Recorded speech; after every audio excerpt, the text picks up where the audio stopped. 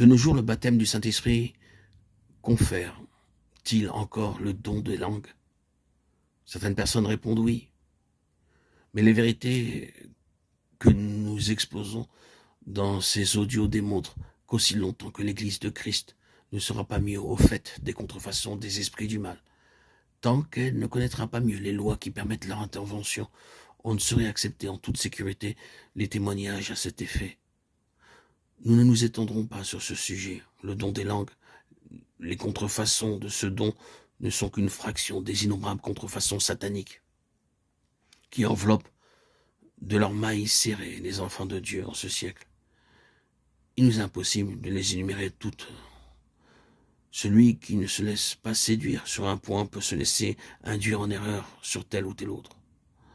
Comprendre Dieu et sa façon d'agir en l'homme, connaître les lois qu'il a établies et qu'il respecte, met en lumière la différence qu'il y a entre ce qui vient de lui et ce qui procède de Satan, et rend les croyants spirituels capables de discerner les contrefaçons sataniques modernes. Le réveil est produit par un courant d'esprit divin qui s'épanche ici-bas, au moyen de l'esprit humain, en s'ouvrant un passage au travers de l'esprit de l'homme.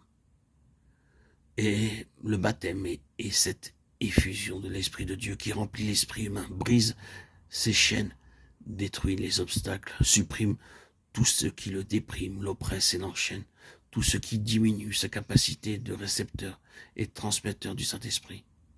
Ces obstacles que brise le courant de l'esprit, ils peuvent se reformer à nouveau à cause des séductions de l'adversaire. Ils peuvent emprisonner à nouveau l'esprit et ceci paralyse toute activité pour le Seigneur. En publiant ces audios, nous avons justement vu la suppression des obstacles qui empêchent la puissance de réveil en un grand nombre d'enfants de Dieu, afin que ces entraves étant brisées, la puissance jaillisse et s'épanche à nouveau pour l'édification, la préparation de l'Église de Christ. Alors, l'Église atteindra sa stature parfaite, elle deviendra puissante et aura la victoire sur les légions des ténèbres qui s'opposent à sa marche en avant. Les armées de Satan ont réussi à arrêter le dernier réveil à cause de l'ignorance où se trouvaient les enfants de Dieu.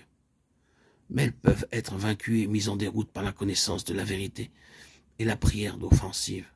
Mise en pratique, les vérités que vous entendez affranchissent non seulement les individus, mais encore elles purifient l'atmosphère d'une église, d'une ville, d'une contrée.